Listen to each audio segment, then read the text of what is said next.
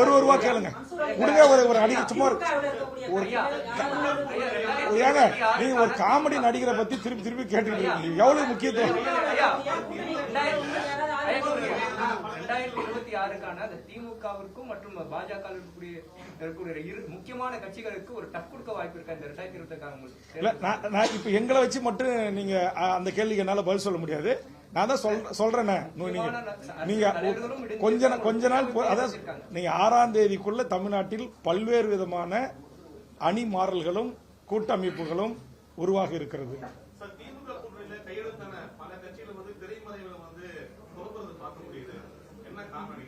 நீங்க அதை அவங்க கிட்ட தான் கேட்கணும்.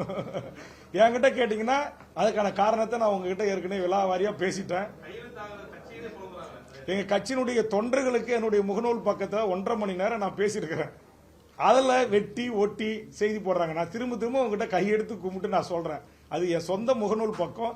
அதுல என் கட்சி தொண்டர்களுக்கு சில வேண்டுகோள் வைத்து பேசுறேன். அதை முழுசா கேட்காம வேல்முருகன் உடனே புறக்கணிச்சிட்டாரு, வேல்முருகன் சோர்வு அடைந்து விட்டார், வேல்முருகன் சோகமாகி விட்டார், வேல்முருகன் சோகமா ஆடுற ஆளா வேல்முருகன் சொல்லுங்க. அதனால இன்னைக்கு கூட ஒரு அமைச்சர் நான் உண்மைக்கு மாறா பேசுறேன் அப்படின்னு இருக்கிறார். அது உண்மைக்கு மாறா பேசிருக்கிறேன்னா அது உண்மையா என்பதற்கான அத்தனை சாட்சிகளும் சந்தர்ப்பங்களும் ஆவணங்களும் என்கிட்ட இருக்கு. அதனால அதுக்கான காலம் நேரம் வருகின்ற போது கண்டிப்பா எது உண்மை எது பொய், எது அரசியலுக்காக பேசப்படுகிறது, எது சீட்டுக்காக பேசப்படுகிறது என்பதெல்லாம் மக்களுக்கு தெரிய வரும். அப்போது மக்கள் அதற்குரிய மதிப்பளிப்பார்கள். அதற்குரிய மதிப்பளித்து மாண்போடு எங்களை நடத்துவார் என்கிற ஒரு மாறாத நம்பிக்கை எனக்கு இருக்கிறது. பாவம் சில அமைச்சர்கள் யாருக்கு யாரை விட்டு பதில் சொல்ல வைக்கணும் அப்படின்றது திமுகவுக்கு தெரியுது.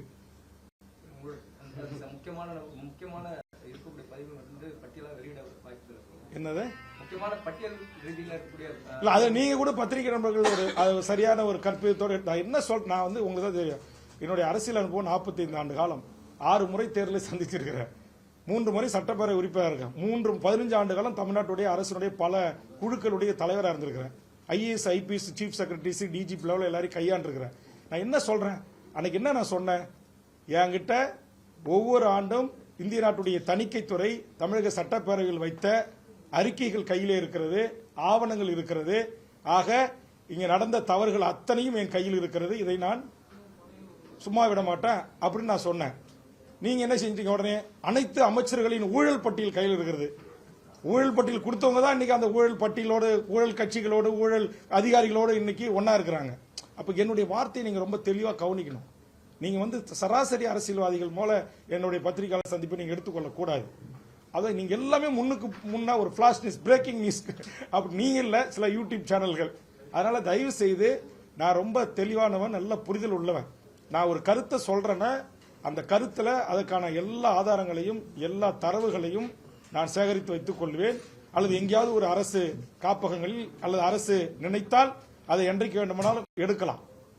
இங்க பாருங்க, ஒரு அமைச்சர் எப்படி இந்த திமுகவினுடைய மிக மிக திராவிட இயக்கத்தினுடைய வழிவந்த மாண்புகு அமைச்சர் ஒரு இன்னைக்கு சொல்றாரு, முதலமைச்சர்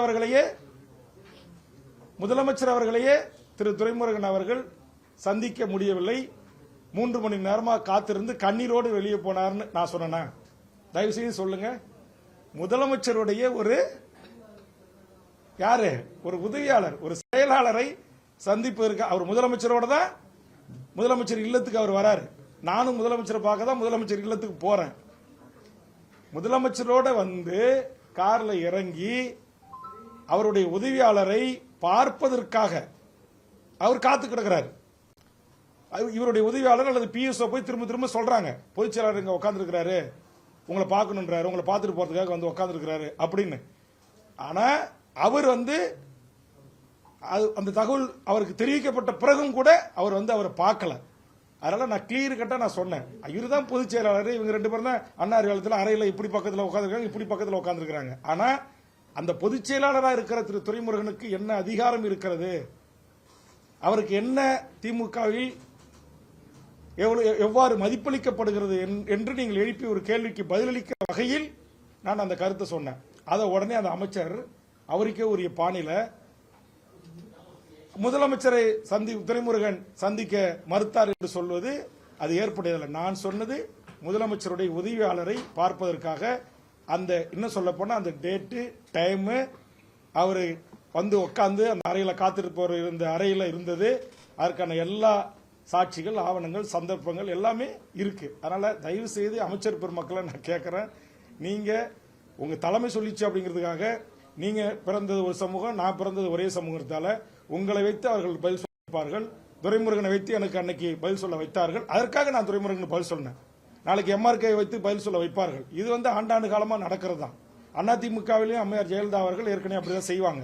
அதனால ஒரு சொந்த ரத்த உறவுக்குள் அந்த ஒருவருக்கொருவர் கருத்து பரிமாற்றத்தின் ஊடாக ஒரு மன வருத்தத்தை ஏற்படுத்துகிற அந்த அரசியல் வேண்டாம், அது தவிர்க்கலாம் நினைக்கிறேன்.